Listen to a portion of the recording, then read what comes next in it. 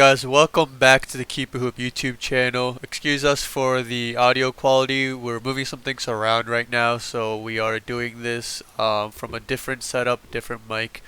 We should be back and recording with the usual setup soon. But as we do on most Mondays, I just wanted to take a look at some of the games and then takeaways, some of the things that's been going on in the NBA, and we'll go from there. So we look at Saturday's games. The Hornets eked out a close one against the Warriors. The Warriors didn't have Steph, who was out with a illness. And look, Kelly Oubre had a really good game, right? He scored 27 or 25 points, shot 9 of 19, including 4 of 9 from 3. And I will say he's been playing better than obviously his really horrendous start. It's good to see, but they're in a situation where they can't really just take moral victories. Yeah, Steph is out. Yeah, Kevon Looney and Wiseman was out. It's nice to see the team battling and putting up a fight without their best player. That being said, still in a conference where every win every night is so important, stopping a winnable game to a Hornets team that is under 500 will hurt for sure. Miami, man, they picked up a big win against LA, and I get that for the next month or so, as long as Anthony Davis is out, that every Lakers loss is going to be put up with an asterisk, knowing that, again, AD isn't playing. But still, if you're Miami, you take any win you can get, and this was a really good performance by Jimmy Butler and Kendrick Nunn. Kendrick Nunn, 27 points on 10 of 14. Jimmy Butler chipping in 24 on 8 of 20, 8 rebounds, 5 assists. Bam himself added 16 points, 10 rebounds, 6 assists, 2 steals, a block on 8 of 16 shooting. So good all-around performance from those guys. And to win a game, Dragic still being out and Bradley's also still out, and Hero only gives you 5 points in 14 minutes, and Iguodala, who's obviously not much of a scorer anymore, but he chips in only with 3. Precious, who's been a pretty solid piece for them this year, he only adds 4. Olynyk with 4. Duncan Robinson with 11. So really, it was the big 3 for them, but instead of Robinson or Hero or Dragic, it was Kendrick Nunn, who is that guy who, I looked at him last year with the way he came out. He looked like a better rookie, at least at the beginning of the season, than Tyler Hero. As the season went on, and especially at the bubble when he missed time with the COVID-related issues, he really fell out of the rotation in the playoffs. And even at the beginning of this season, he was kind of in and out, but with all the injuries they've had, Kendrick Nunn's provided a lot of scoring for them, and that's the one thing he does well, right? He's never going to be, or at least so far in his career, he hasn't been a great defender. He's not a guy that he's going to get a few assists here and there, but he's really in there to get buckets, right? Like, he's going to look for his own shot. He can create, he can shoot, and sometimes he's not even the most efficient, but he's not afraid of the moment, and he's going to go out looking for a shot. And this was a night where they needed it bad.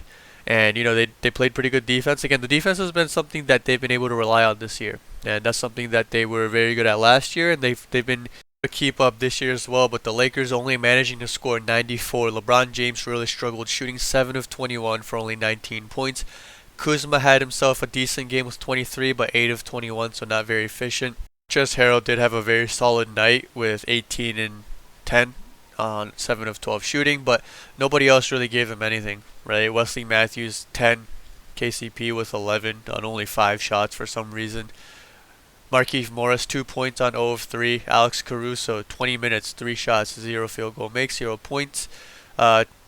Granted, that's also the guy that got a lot of All-Star votes, right? I remember I went on this rant on Saturday, I believe, but again, man, some of these All-Star votes are trolls, man. But and then THT, who I've even made a video about. If you haven't seen that, go check that out. But someone who I think has decent potential, but he hasn't really gotten, I guess, the constant minutes or the opportunities he's had in the preseason. And even when he hasn't been able to put it all together. Only 5 points in 17 minutes. You would think this is a kind of a game where they could use a guy like him to maybe match a guy like Kendrick Nunn. But yeah, the Lakers really struggled. Didn't shoot it well. Didn't shoot it well from 3. I think they went 13 of 45. That's 29%. So it just doesn't cut it. Not that Miami shot the ball well from 3 either. They shot 28. One thing that was interesting when I was looking at Miami, especially Duncan Robinson, right? We talked about, again, their defense has been solid this year as it was last year, and their offense has struggled a lot.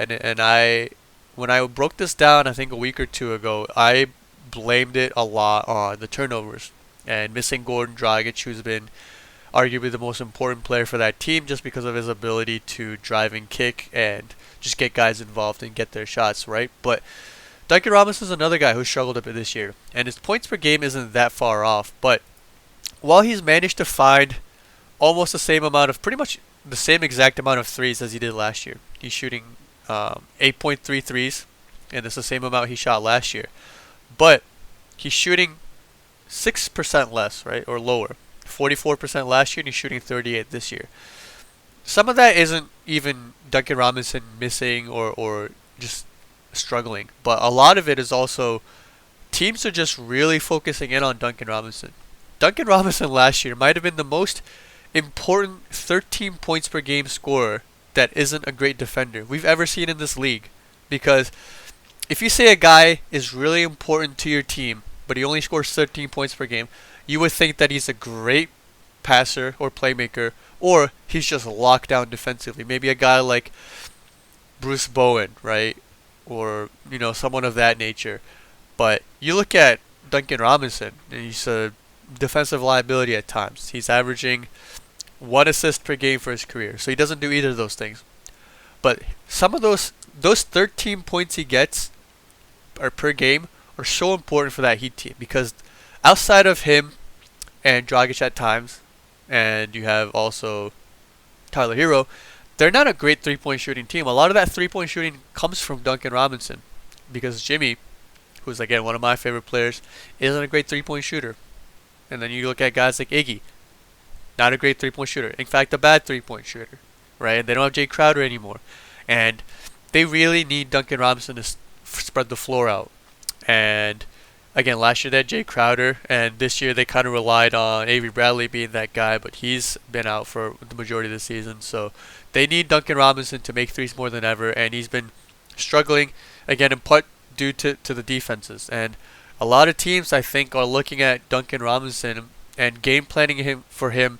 I would say probably even more than Jimmy Butler. If I'm a defensive coordinator, an assistant coach on one of these NBA teams, I'm focused on stopping Duncan Robinson more than I am Jimmy Butler. Because Jimmy Butler, stopping him is more just containing him, right? Like, he's going to get his 20, 25, 30 points if he wants to and feels the need to. But that's not really, in my eyes at least, that's not going to determine how good Miami is on offense. Jimmy's just one of those guys who's going to get his, but Miami's really at full strength, and they're the scariest when Duncan Robinson's chipping in not 13, but 15, 16, 17, and shooting 12 threes and is making, 6 of them, because he doesn't make a lot of twos, right? So that's when they're really at full strength, and I think teams are starting to realize that, and they're either trying to run him off the three-point line, or they're really just sticking guys on him, hedging hard even when he's off the ball and coming around those screens and saying, look, we'll give Tyler his shots, we'll give Kendrick Nunn his shots, we'll give even Jimmy his shots, we'll let Bam take us in the post or hit that mid-range, but we aren't going to let Duncan Robinson beat us. And you're seeing it with a lot of these defenses, and Duncan's, again, his stats are a little bit down from last year. I think it's one of those things where if you're just looking at the stats, right? Again, 13 points on 38% three-point shooting is very similar to what he did last season. But if you look at the games, you can kind of tell just what's going on and just how different teams are playing him. Now, Duncan's a really smart guy. He's worked really hard. He has, good size for his position. And he's obviously a good shooter, and he's already been able to implement some things into his game, right? Because one thing I when I see some of these shooters come into the league, elite shooters, is if you can shoot the ball, first of all, at an elite level like this, you're going to get on the floor at one point or another. And most likely, you will get minutes from, even sometimes if it's just situational, but you're going to find yourself on the court. But how do you stay on the court? And then how do you stay in the league? Is then how you're able to, again, just develop and adjust. Now, my two biggest comparisons are JJ Redick and Steve Novak. Both of those guys, great shooters, insane shooters, right? One of them is still in the league, and the other one isn't. And granted, JJ Redick was way more hyped coming out of college and all of that, but the big thing I wanted to point out between those two, because JJ Redick, when he first got into the league, yes, he was hyped at Duke, but when he first got into the league, struggled a lot. He really struggled to find his shot, get open, get himself looks, contribute to a team other than being able to shoot. Because look, when you're as hyped as JJ is, people are gonna scout and people are gonna find out how to play against you. And JJ, unlike Steve Novak, isn't tall, isn't and neither of those guys are athletes, but at least Steve Novak had the height, right? But JJ was undersized at his position, if anything, and he just really struggled, like I said, to find a shot, to get open. And when you're a guy who, for his whole career, has relied on jump shooting, and you're just not able to really get that to go in or really find a way to even get a shot off anymore, it's really difficult. And he did a great job of transforming himself into the player he is today, right? And he became not as much anymore, but especially when he wasn't on the Clippers and even before then, he became a tough-nosed guy. He was never a shutdown or a lockdown defender, but he tried really hard, stopped being a liability, became a decent passer, worked on his ball handling more than he ever had, and really mastered the art of coming off of screens really hard, sprinting and rising and shooting off of that, and taking off-balance shots and mastering drawing fouls on threes. And he's really reinvented himself into a commodity, a guy that a lot of teams wanted, and he got paid multiple big contracts. And until last year, right before it got snapped, 13 straight years in the playoffs. So JJ is someone who is a prime example of a guy who came into the league as a shooter, really adjusted to the league, the pace, the strength, the speed, and reinvented himself. And Steve Novak, as much of a fan of him as I was when he was on the Knicks, right? Discount, double check. Steve Novak, corner three. That was my guy, man. I loved Steve Novak when he was on the Knicks, but he really just relied on that catch and shoot from the corner and maybe at the elbow sometimes. Like he just stayed a catch and shoot guy. And yeah, he had the dribble to the side shot, but like he never really developed a pump fake one dribble pull up or a mid post game even at his height, and he just really never changed. And he bounced around, went to Milwaukee and places, but never really found the success he did in New York. So that's the next step to Duncan Robinson's career. Now Duncan again is smart. He has height, has some great veterans around him, and I'm sure he can and will adjust and develop and add new things to his game. But I think that's the next step. It's going to be really important for that Miami team, and regardless of how they end up doing this year, right? Because Miami's in a situation where it's kind of weird because their window's now, and it was accelerated because of their success last year. Like, I don't think they went into last season being like, our window is right now. They definitely wanted to be competitive, and they still had the idea of bringing in a guy like Giannis or Bradley Beal, who's, I guess, still technically possible. But they didn't think, at least not in my mind, a team that looked like a contender right now, as currently constructed. Again, contender as in like a chance to win it all. They wanted to remain competitive, and they definitely could with that roster after they brought Jimmy in. But last year kind of accelerated their window and their progress, and they're in a situation now where they want to win now, but obviously when you have guys like Tyler Hero and Bam, you still have the opportunity to have a window after that, right? Because let's say, even if they don't get Bradley Beal, and even if they do, and they're not, well, no, because if they get Bradley Beal, they're going to have to give up Tyler Hero, probably. But let's say they don't, right? And then they're able to play better and be somewhat competitive right now. And like let's say they get to like the conference finals and the playoffs or whatever. Their window is still technically now, but you know what I'm talking about, right? Because you still have Bam and Tyler who are very young, and you still have the ability to build around that. And even a guy like Precious, whether they decide to trade him for assets or keep him, they have a future window as well. It's not like the Lakers where it's just LeBron and AD's time, and then question marks, or Brooklyn where it's James Harden, Kyrie, and KD, and then 7 years of like almost no first round, like, right? It's not like that. So it'll be interesting, but Duncan Robinson is so important to that team, and it's going to be crucial that he continues to develop and find ways to be the impactful player he was for the team last year. And that's not to say that I don't think he will, and that's not to say that he's not a solid player as he is right now. But for them to really take that next step and really continue to hurt teams from the outside, because again, the defense is fine.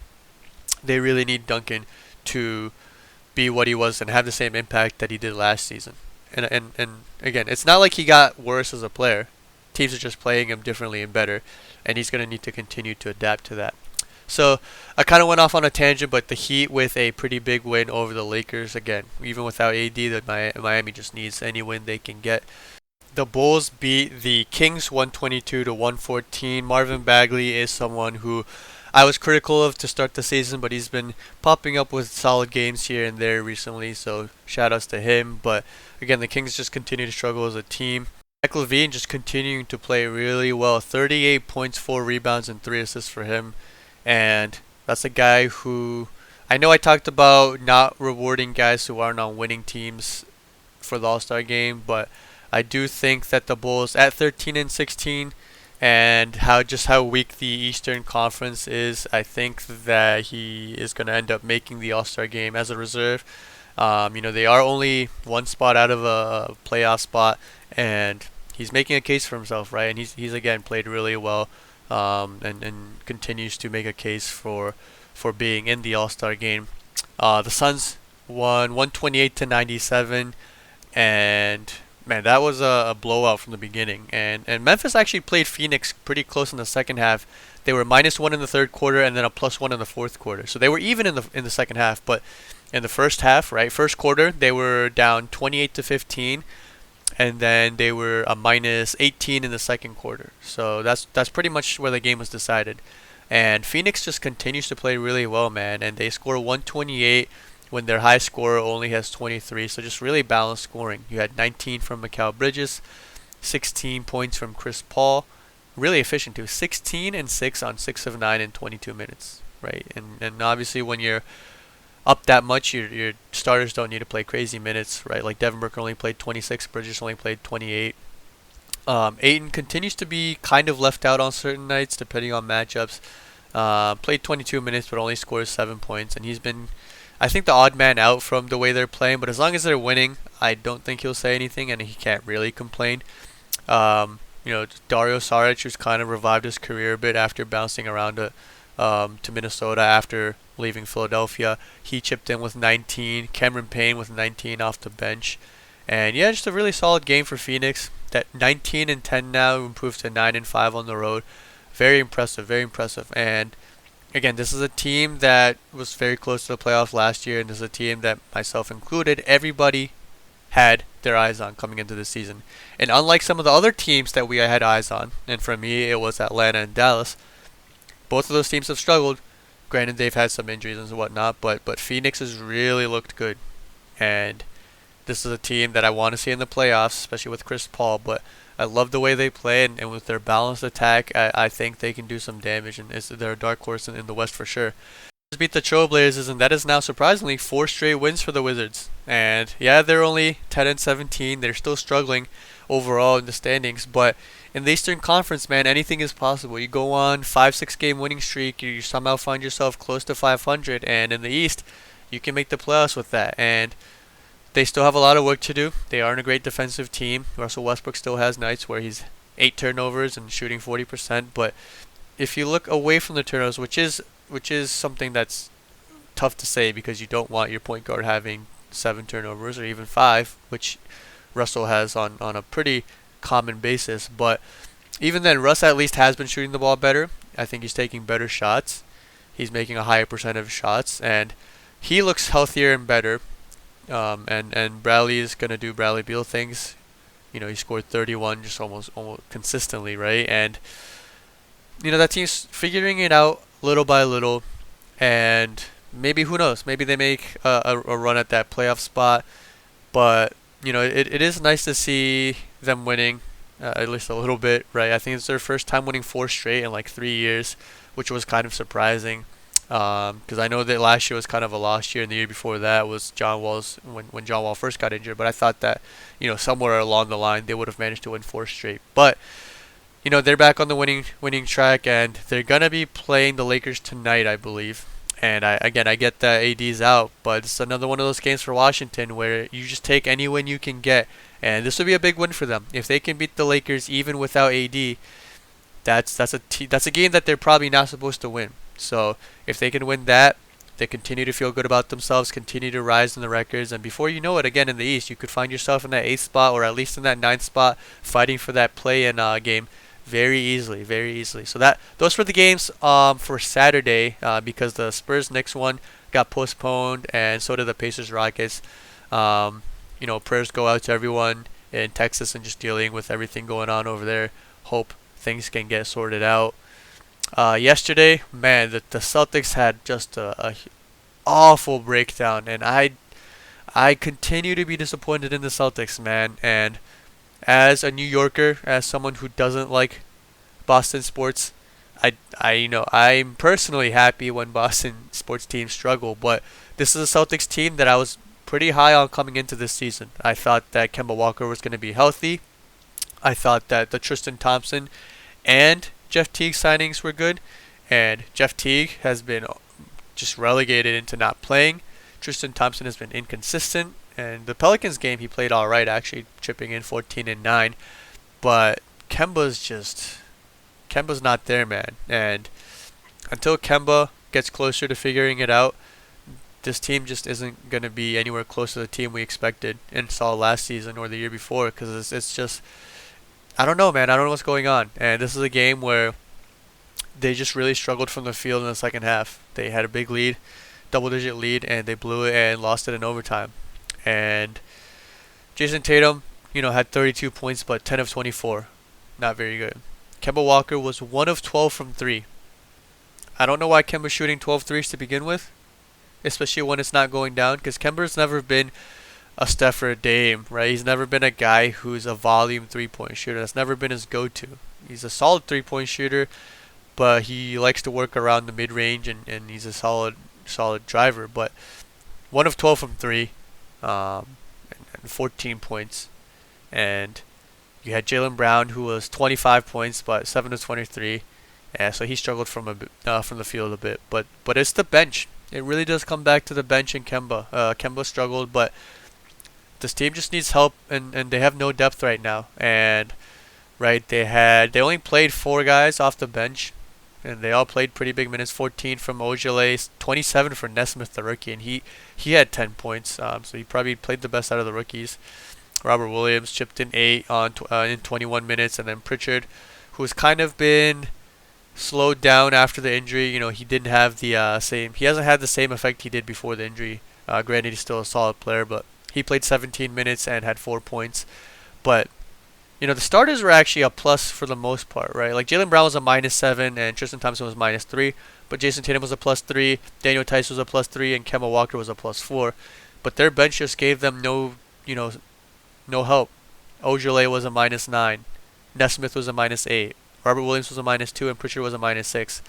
If your bench is losing consistently and they can't give you even a 0 or a -2 besides Robert Williams, you're just going to keep finding yourself in holes, and your starters are going to have to play big minutes like they did in this game, and then just have to exert so much energy. And yeah, I mean, they need help. They really do. Because if Jeff Teague is not going to play, if he's going to be so bad that they can't play him, and Kemba continues to struggle, they're going to need help on offense, right? And I know Harrison Barnes is a guy that's been rumored to be involved in trades, so maybe that's a guy that can help them. Harrison Barnes is having a really solid season. He's a guy that can help them make plays. He's a solid passer. He can knock down the open shots, get shots for himself, and he's still a solid defender. So I would like that pick up with their trade exception. But Boston looks really bad, man. And at 15 and 15, they're 6th in the East. They're half a game ahead of the Knicks, Hornets, and only a game and a half ahead of the Bulls, who are in 9th. Like, if you had told me at the beginning of the season that the Celtics, after 30 games, regardless of the record, would be only half a game ahead of the Knicks, I would have thought that everybody on Boston got injured, because I didn't expect the Knicks to be 500 or close to it at this point. Or I thought that the Knicks made a trade for Bradley Beal or Levine, because I didn't think, again, that the Knicks and Celtics would be close. I thought so either the Celtics would be doing really bad or the Knicks would be doing really well. But it's been a mixture of those two things so far, and I don't know. Boston's been one of the most disappointing teams so far this season for sure. And I know Miami's up there, and I know Toronto started the year like that, but Toronto's actually even ahead of Boston now after playing really well the last couple weeks. They're 16 and 15, and despite their horrendous start, right? That says something about Boston. After Toronto's horrendous start, they started like 2 and 8 or something. They're ahead of Boston now, so they got to figure something out. And I know Danny Ainge has gotten some criticism for not putting together a good team this year, and he's even owned up to it. But he really needs to do something this offseason because this team, as currently constructed, could possibly be a potential first round out depending on who they play against. Because unless Kemba magically finds his Charlotte form, if they play like this, Jaylen Brown and Jason Tatum, I don't think are going to be able to do enough, depending on who their first round matchup is. But let's say they end up the 6th seed and they play Milwaukee in that first round. And granted, Milwaukee hasn't been great either. I don't I don't like that at all. I don't like that matchup. And I know Boston's played Milwaukee solid in the past, but I just don't see how they can if Drew Holiday's healthy and Kemba is the way he is now. I don't know how this Boston team, I don't think you can beat the Bucks with just Tatum and Brown. Because as little help as Milwaukee seems to have, Boston has less. So they gotta make some moves because it's looking really bad. Other games from yesterday, you had the Raptors Sixers where Embiid struggled. Now Ben Simmons played super well, super well. Just a really solid game from him. 28 points, 9 rebounds, 5 assists. He played really well in February when he was in the games, but Embiid 6 of 20 coming off of his 50-point game. 25 and 17 looks good, but 6 of 20 really struggled from the field. And the Sixers bench really struggled. Matisse Thybulle in 16 minutes, minus 23. Shake Milton in 29 minutes, minus 24. Those two guys pretty much lost them the game somehow, right? It's actually ridiculous. Toronto continues to play well. Siakam starting to pick it up. He scored 23 on 8 of 18. Fred VanVleet, an efficient 23 points. Kyle Lowry didn't even play last night, which is crazy, and they still won. 17 points, 6 of 8, 5 of 6 from 3 off the bench for Chris Boucher. Really solid game from Toronto, man, and a big win for them to get over 500 and to leapfrog Boston and to beat Philadelphia in the process. So big win for the Raptors right there. Knicks almost blew a huge lead, but they were able to overcome it, beat the Timberwolves. The Hawks beat the Nuggets in another, man, the Nuggets are just, man, that's another team kind of like Boston. Been super disappointing, and it's weird because Jamal Murray, who started the year off a bit slow, has been playing super well the last 5, right? He's averaging over 30, I think, and just playing really well. But now that he's turned it on, you look at everywhere else, and okay, so he wasn't the problem. And I've talked about this before. It's their defense, man. Denver's defense is just so bad this year, and they've never been an elite defensive team.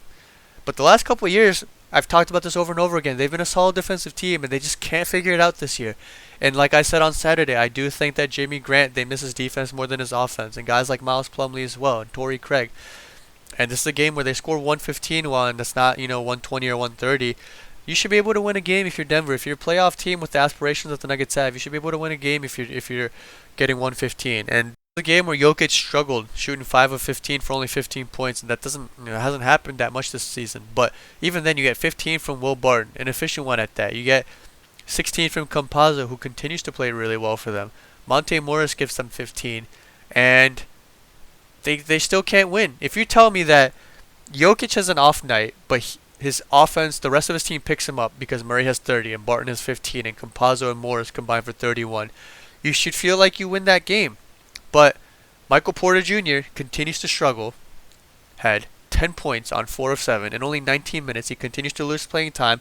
And I can guarantee you, Mike Malone, who's a defensive-minded coach, that's part of the reason why he's not playing. And he talked about how they got into a hole early, and they wanted to bring in guys who were just going to play harder. So it was more of a group thing. But you look at the starters. He's the only one that played under 20 minutes, and I don't think it's a coincidence that Morris got 32, Campazzo got 27. So Michael Porter Jr. for sure needs to pick it up, but 100% this Denver team just needs to play better defense, and maybe they need to make some moves.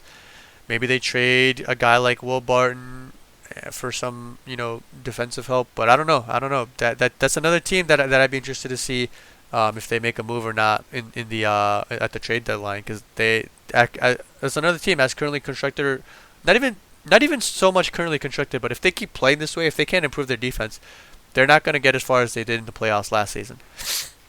The last game I'll talk about two games, right? So you also had the Nets beating the Clippers. The Nets sweep the West Coast trip, and Kyrie, I'm sure, missed the first game, maybe the first two games, and KD missed the whole trip. And James Harden, I know he got off to a slow start, but he's slowly putting himself into the MVP conversation. Now, I wouldn't put him up there with Embiid and Dame yet, but he's in that next tier already with Steph and guys like that, because he's been playing really well ever since he got to Brooklyn. And I was vocal about his situation in Houston. I thought he was lazy. I didn't like the way he handled it. But ever since coming to Brooklyn, man, he's been a great playmaker, and the turnovers are still there. And I don't think that's gonna he's not gonna be a 2 turnover per game guy. He's gonna be around the 3-4 range. It is what it is. But he's getting guys involved. Joe Harris has been elevated to the next level with James Harden, and he's playing, I think, better defense than he did before. Not that he's ever going to be a great defender, but I think he's playing, or at least trying harder. And he's showing that, again, he can just score 35, 40 on any given night if you need him to. And he's playing really well. And this is a Clippers team that had Paul George and Kawhi come back. And I'm not worried about the Clippers. They've slipped a bit, but they've had some injuries, and I think they're just kind of getting their legs underneath. Kawhi had 29 of 9 of 19, so that's fine. Paul George had an efficient 34. But they just didn't really have help outside of that. Marcus Morris, who's been playing well recently, only had 5 points on 2 of 7. They had, no really scoring outside of that. Ibaka had 8. Batum only had 3. So outside of Kawhi and Paul George, Zubac was the only guy who gave them double digits. So, they're going to need some more balanced scoring. But I think it was fine. They held Brooklyn to 112, which is actually on the lower end of things, considering that they're capable of scoring 130 and 140. So I think they played fine. The Clippers had a chance to win it. I don't like the offensive foul call that was made against Kawhi Leonard late in the game. I think James Harden flopped, and it's a shame that this is a game that is a potential finals matchup, right? I know I would still pick the Lakers over the Clippers, but it's not ridiculous to say that there's a chance that these two teams meet up in the finals, and just a marquee matchup on a Sunday night, and you have the game being decided by an offensive foul that ends up being a flop. And one, the referees need to be more attentive to and just paying attention to that, being on the lookout for that. And two, again, as much as I think James Harden's been playing well recently, and I'm a James Harden fan, I don't want to say fan, but I support him.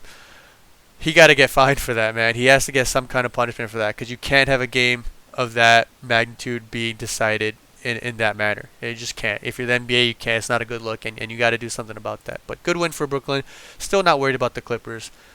And then Milwaukee. Now they would string together 2 straight wins, I think, after losing 4 straight, I believe. They won against OKC the other night, and then pick up a win against the Kings. They score 128.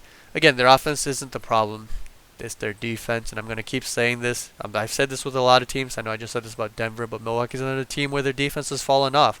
Brook Lopez is aging very fast in front of our eyes. It seems like game after game, he just looks older and older. He can't protect the rim anymore, and they just need, I think, some kind of defensive help. I think if they want to get back to the level they were at last year, they need some kind of defensive help. Some kind of athlete, I believe, because Giannis, Chris, and Drew are still going to be solid to good defenders for their positions, but they have no defenders really in their backcourt off the bench, and I think they just struggle. Bobby Portis is a solid man-to-man defender, but he's not a rim protector, and I think they need help.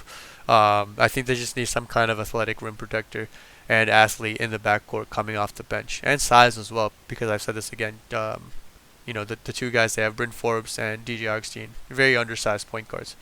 That's it for the game. So a couple of things I did want to mention before we wrap this episode up. One, I don't know if you guys saw, if you haven't yet, do look it up. Go on Twitter or YouTube, and I'm sure it'll be really easy to find. But JJ Redick got ejected last night for throwing the ball in the direction of an official with force, is the quote by the crew chief from last night's game, and it was ridiculous. He spun the ball after a call he didn't like, and they just immediately ejected him because that was his second technical. And it's absurd, man. Look, I get that the league wants to protect its referees, and you don't want these players acting out and saying anything or doing anything ridiculous against these refs. But look, first of all, these players are highly competitive guys playing for their legacies, playing for their livelihood, playing for their salary. And again, they're just highly competitive guys, and you put them in these close games, and they're going to have calls that they don't like. And again, I'm not saying that players should be able to get up in refs' faces and spit on them or yell at them, but it's like, look, let them show emotion, man. They're going to have emotion. You want to see that. Like, I think basketball is good partly because of the emotion. And I know baseball has kind of looked away from that with the don't flip your bat rule. And football, it's hard because sometimes you can't even celebrate the way you want to. And then they have helmets to begin with, so you don't get that full array of emotion. I think basketball has so much expression of emotion and just freedom for that in the way you play and all that. But it's getting sometimes too much with, like, these refs just get looked at the wrong way, and it's a technical. And I think this year has been pretty bad from what I've seen. I know there's always technicals that you don't agree with every year, right?